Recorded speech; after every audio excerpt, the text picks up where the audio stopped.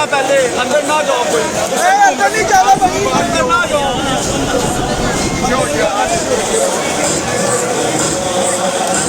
अंदर ना जाओ